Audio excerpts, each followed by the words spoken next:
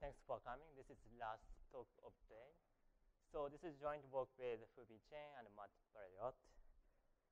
Okay. So let's start with the definition of constraint satisfaction problems. So this is a very general problem. Given an instance I consisting of variable set B and the constraint set C, and we want to find an assignment F that satisfies all the constraints. So CSP can express many problems like K-stat and system of linear equations and coloring with Q colors and unique games. So here we are interested in how the difficulty of the problem changes by varying constraints.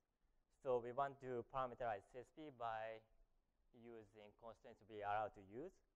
So a CSP here is specified by a finite domain D from 1 to Q, and the constraint language, gamma. Here, constraint language is a collection of relations over D, and the relation is just a set of R tuples. Here, R is RT of R. So let's see an example. So for coloring with Q colors, the domain D is the set consisting of a set from 1 to Q, and the gamma has only one relation, R, consisting of tuples A, B, such that A is not equal to B. So this expresses the constraint that adjacent variables must have different colors. Okay. So an instance of CSP specified by D and gamma is given by a variable set B and a set C of constraints. And each constraint is of the form RS, where R is a relation taken from gamma constraint language, and S is a set of variables. Right. So there are a large number of works on finding satisfying assignments. That is, finding assignment F such that if we restrict F to S, then it must be a tuple in R for every constraint RS. And classifying CSPs in, how to say, so classifying CSPs in terms of gamma and, studying computational complexity of CSPs and the relation between computational complexity and the gamma is a, intensively studied work, intensively studied topic.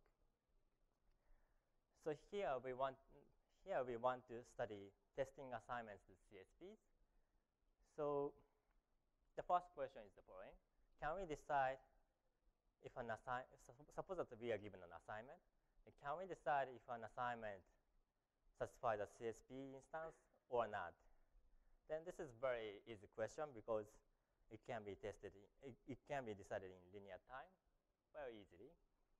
We can just check each constraint is satisfied or not. And the question we want to study here is, can we more quickly test if an assignment satisfies a CSP instance or is far from satisfying assignments? So this is the property testing framework. And the answer is, it depends on gamma, but sometimes we can do even in constant time. Here, constant means that it is independent of the number of variables and number of constraints. So the main contribution of this work is the characterization of constant time testable gamma. Right. So let's look at the definition of testing CSPs. So a bit complicated. So we are given an error parameter epsilon, and we are given a satisfiable instance I. Well, because we want to test whether an assignment is satisfying assignment or is far from satisfying assignments, an instance should be satisfiable instance, because otherwise, we can always say no. So, and void function W that sum up to 1, and query access to an assignment. So we are explicitly given an instance, but we only have a query access to assignment. And here, query access means that if we specify a variable, then it returns the value of that variable. Then output is the following. So if f satisfies the instance, then we want to output yes with high probability, say 2/3. And if f is epsilon far from satisfying I, then we want to output no with high probability. And here, epsilon far means that for any satisfying assignment G, the distance between the assignment F and G is at least epsilon, more than epsilon. And here the distance between F and G is defined as the sum of weights WB, such that F of B is not equal to G of B. So it's like a fraction of the variables that disagrees. Okay. So there are several known results on this problem. So how does gamma affect the worst case square complexity? So for two coloring, we can test satisfiability of assignments with constant query complexity. And for two stat, it is known that we cannot do with a constant number of queries, but we can do with a sublinear number of queries. And for three coloring, three stat, and three ring, we need linear number of queries. And for horn stat, we require linear number of queries. And it is known that the algebra associated with the CSP determines its query complexity. I'll describe the algebra later. And for Boolean CSPs, it is known that a trichotomy is known. So which means that there is the general condition, general characterization of constant query testable gamma and not constant query testable, but sublinear query testable gamma and not sublinear query testable gamma. Okay. So the main result of this work is the following. There exists an algebraic condition A such that if gamma satisfies A, then CSP d gamma is constant query testable, and otherwise CSP d gamma is not constant query testable. So what's algebra? So a key component of algebra is polymorphism. A function f is called a polymorphism of gamma if for any ratio in gamma of RTR, the following holds. So if we pick any tuple from R, let's see. Oh yeah, if it's a KRT function. So if we take any k tuples from R and apply f coordinate-wise, then we get another tuple B1 through BR, and the B1 through BR should be a tuple in R. That's the definition of polymorphism. And let's for gamma be the set of polymorphisms of gamma, and the pair D and for gamma is called the algebra associated with gamma. And this polymorphism and algebra plays a crucial role in our problem. So let's see an example. The mean operation is a polymorphism of Horn K-sat for any k. So consider relation R of tuples UBWs such that U and V implies W. Then 100 is in R and 010 is in R. If we take the mean operation, then we get 000, which is in R.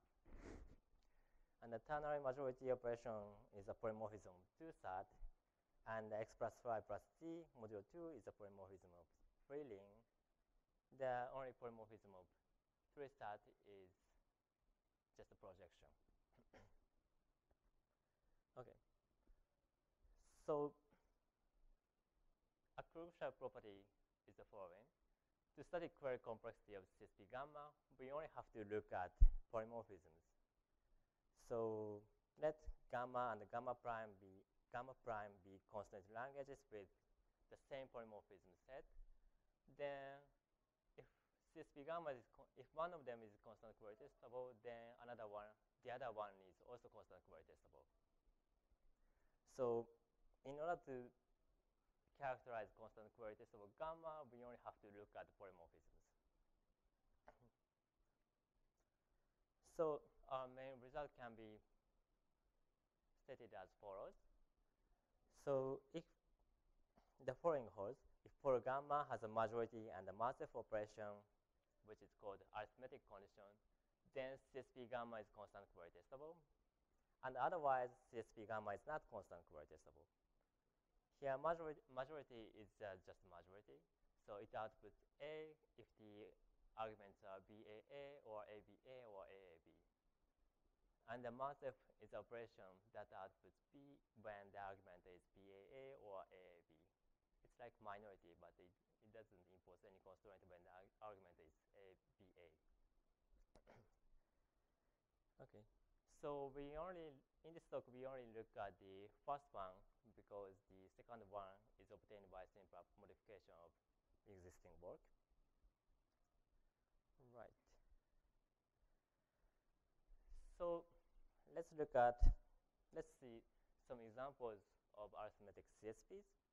The first one is two coloring, so it matches and the second one is unique game, so they match the known results. And another interesting example is modular arithmetic. So suppose that D is a set consisting of 0, 1 to the 29, and we have two relations. The first one is x is equal to y modulo p, for p is sum of 2 or 3 or 5. Yeah. And another one is x is equal to a modulo p, where p is 1 of 2 through 5, and a is 1 of 0, 1 through p minus 1. And well, there are several complicated examples, more complicated example, but well, we skip that.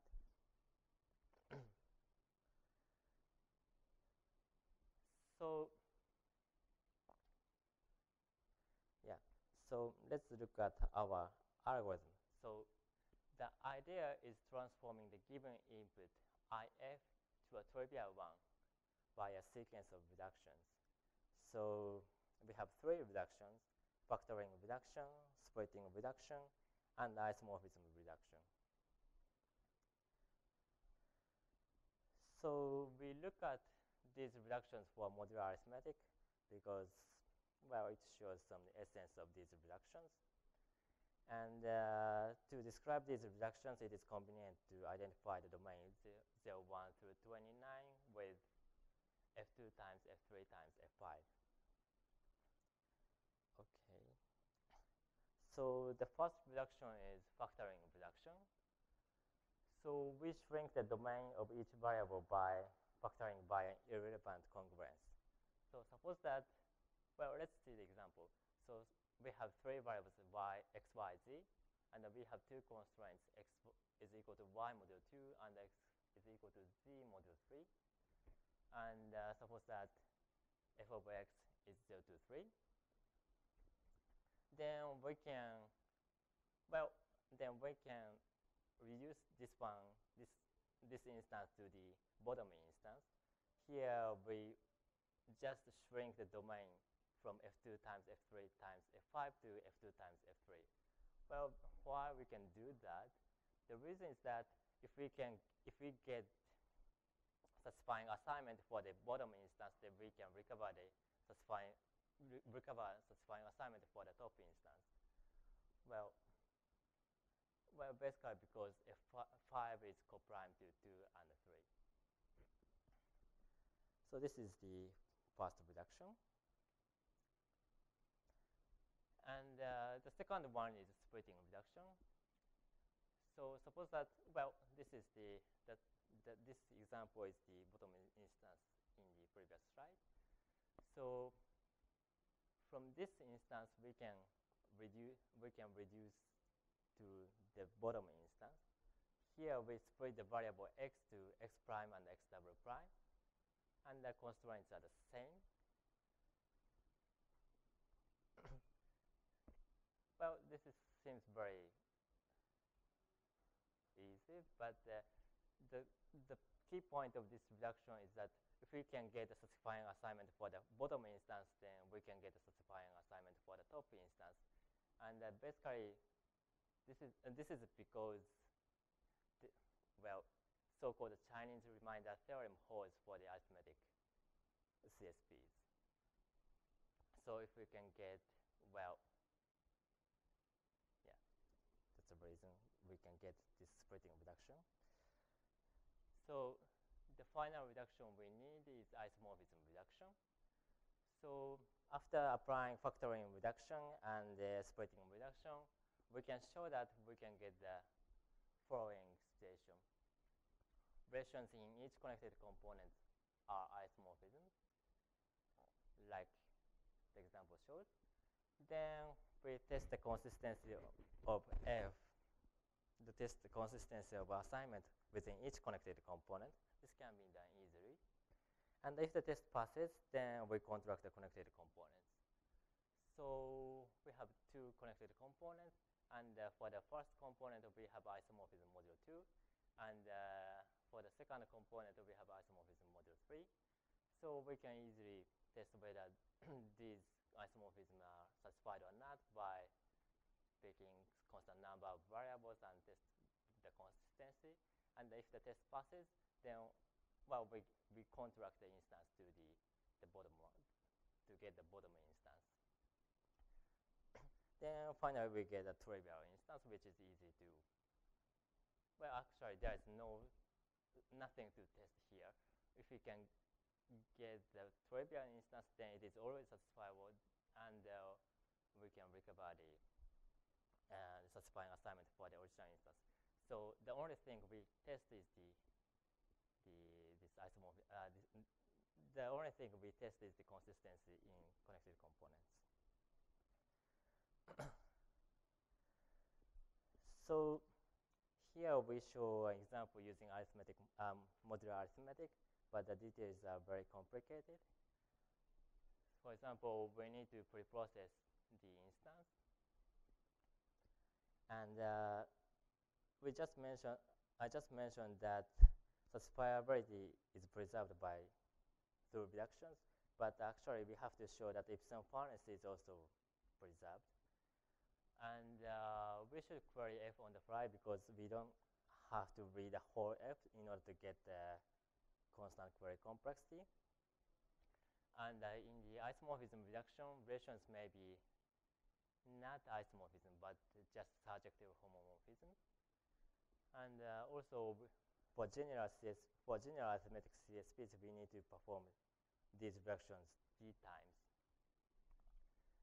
And the arithmetic condition, well, I didn't mention where this arithmetic condition is used, but the arithmetic condition is used to guarantee that the factoring reduction followed by a factoring, a splitting, and the isomorphism reduction always shrinks the domain. And the resulting query complexity is due to the D over epsilon squared. Okay, conclusion. So we have achieved the dichotomy for testing assignments to CSPs. Majority plus mass F is equivalent to constant query testability. Also, well, we achieved the trichotomy for testing a variant of CSP, for testing a variant of the problem we explained. So it is called existing CSPs, and that is a CSP with existentially quantified variables. Oh, sorry. So we have achieved a trichotomy for that problem with one-sided error.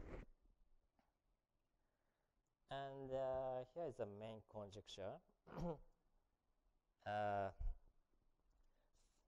We have achieved the constant query testability. We have achieved the characterization of constant query testability. And we want to achieve characterization for sublinear query testability.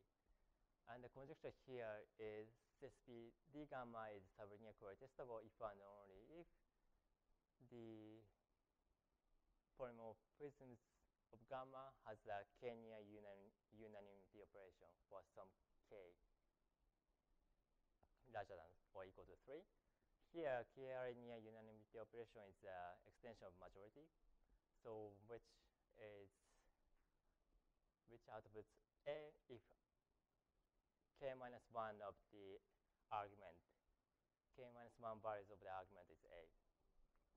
And if the direction is true, it is easy to show, but we don't know the converse. Okay, that's it. Thanks.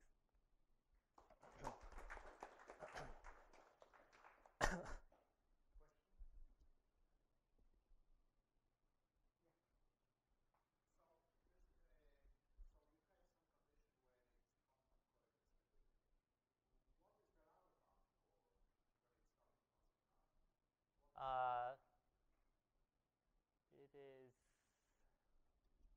it is same as the two subs, so log n over log n.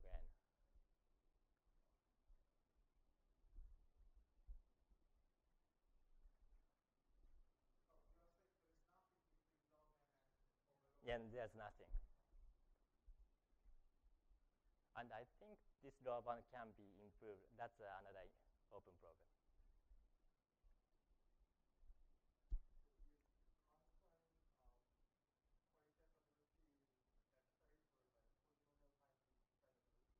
Polynomial,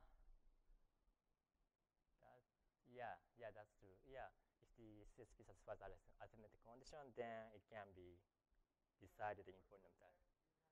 Hmm? I mean, the question is constant testability implies.